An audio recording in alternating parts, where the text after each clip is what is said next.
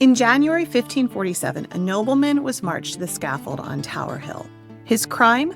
Not raising a rebellion, not conspiring against the king, but adjusting his coat of arms. This was Henry Howard, Earl of Surrey, poet, soldier, and son of England's most powerful duke. He would become the final person executed during the reign of Henry VIII. The king himself died just 9 days later. So why did Surrey die? The answer isn't about treason. It's about power, fear, and a dynasty built on paranoia. So grab your cup of coffee or your water, and let's talk about Henry VIII's final victim with Henry Howard, the Earl of Surrey. We'll also talk about the Duke of Norfolk and the whole Howard family. Let's get into it.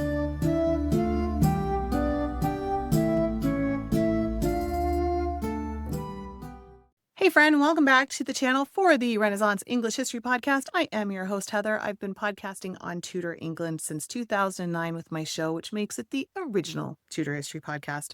Today, of course, we are discussing the Howards. So there's a book by Jesse Childs called Henry VIII's Last Victim that talks about the life of Henry Howard, and that is the main source that I used for this video. Let's get started with the very tenuous nature of the Tudor dynasty.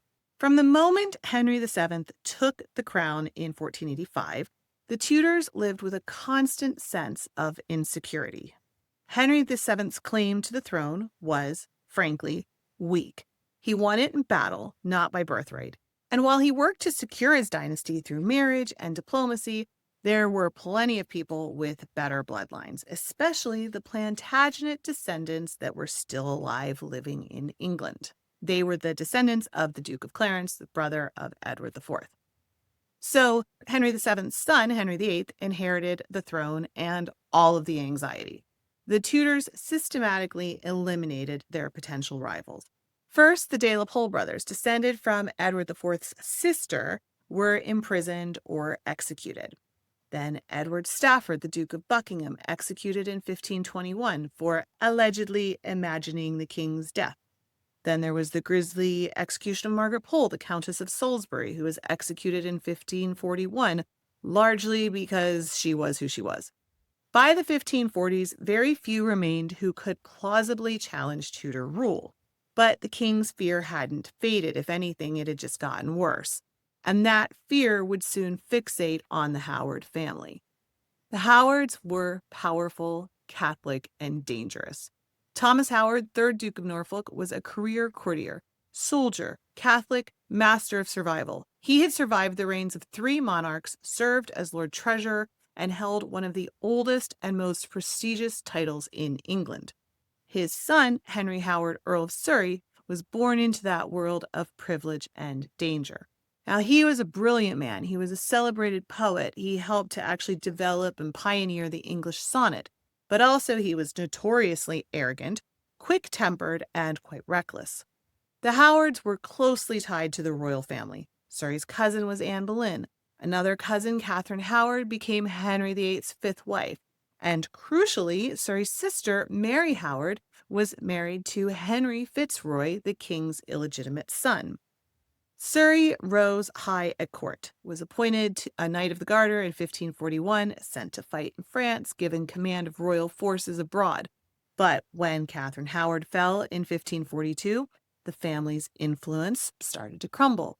And then Surrey didn't really help the situation. He was arrested in 1542 for assaulting a man named John Lee. In 1543, he and his friends vandalized some property and rampaged through London. The Lord Mayor reported him, and an investigation followed. He was accused of also eating meat during Lent and was suspected of some Protestant leanings. This was when the pendulum was swinging back. Catherine Parr was under threat. The Catholics were gaining power again. And the king was watching this whole thing. By the summer of 1546, Surrey was back at court, but increasingly out of favor. He was deeply in debt, dismissive of the rising new men like the Seymours, and was seen as part of the old Catholic nobility. Then came the final mistake, his coat of arms. Surrey redesigned his arms to include the arms of Edward the Confessor. an honor granted to one of his ancestors by Richard II. So it was legally defensible, but it wasn't particularly good. And that wasn't all he added. He also added the Stafford family arms that were associated with the executed Duke of Buckingham, whose titles had been forfeit. He also put a cap of maintenance on, which was a symbol closely associated with the monarchy. And then he placed these arms in the first quarter of the shield, which was the most prestigious position, often used to reflect royal heritage. This could be interpreted, and was interpreted, as a claim to the throne. Surrey insisted that he had the legal right to use these arms, but a clerical error in his deposition made him appear inconsistent. His enemies in the Privy Council seized the opportunity, and Henry VIII, bloated, ulcerated, obsessed with securing his son Edward's succession, needed someone to blame. The charges were high treason for imagining the king's death and altering the line of succession. Just a side note, if you are into these twisty Tudor court dramas, the paranoia, the power plays, the downfall of great families, come and join us at TudorCon 2025. We will be live at the stunning Agecroft Hall in Richmond, Virginia, an actual Tudor home that was brought to Richmond piece by piece. Early bird pricing for in-person tickets end on July 31st. So grab yours now at englandcast.com/TudorCon. You will leave with new friends, great stories, and zero risk of attainders. So back to the story. Surrey was arrested on December 2nd, 1546, and was held in the Tower of London. His trial took place January 13th, 1547, at the Guildhall. There wasn't any rebellion. There were no letters plotting treason, just a coat of arms, a lot of ambition, and a dying king's paranoia. Surrey defended himself for 8 hours, insisting his use of Edward the Confessor's arms was legal, and denying any intention of claiming royal blood. But the court had its orders. Henry VIII wanted a conviction and made sure that the jury understood that the arguments about heraldry or precedent were not to sway them. The verdict, of course, guilty of high treason. The sentence, death. Though the law prescribed hanging, drawing, and quartering, Surrey was granted a beheading, the more honorable punishment due to his noble rank. And on January 19th, 1547, Henry Howard, Earl of Surrey, was executed on Tower Hill. 9 days later, the man who ordered his death, Henry VIII, also died.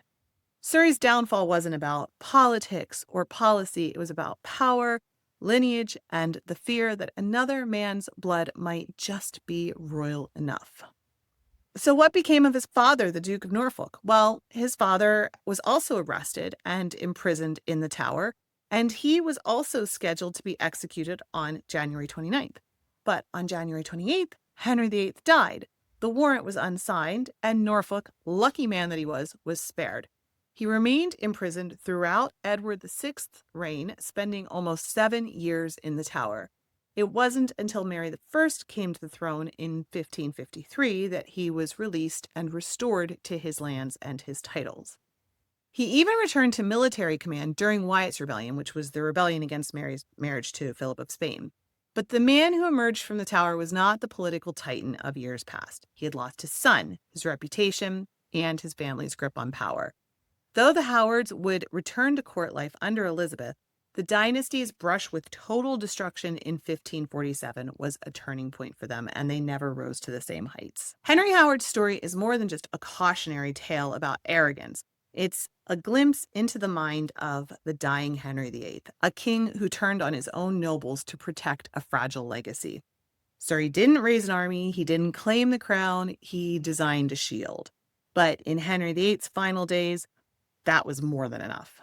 All right, so we will leave it there. As always, if you made it to the end of this video and enjoyed it, you know what to do. I sure would appreciate a press of that like button. It feeds that algorithm and helps get these videos to even more people and spread the Tudor love far and wide. And I hope I earned your subscription to my channel where I put out videos like this on the regular. And drop me a comment below. Who do you think was the most unfairly executed person under Henry VIII? I think there's going to be a lot of Anne Boleyns, but tell me what you think. If you want to keep digging into videos like this, here's one on the number of people that Henry killed during his reign. It's often said that he killed 72,000 people, and in this video, I dug into who they were and if it was really 72,000. Here's a video that YouTube thinks you'll enjoy. Remember, you are deeply loved. I am so glad that I share the planet with you. You make the world a better place, and I'm so glad that we get to be here together talking about the Tudors. I will be back very soon. In the meantime, don't forget to drink your water, friend.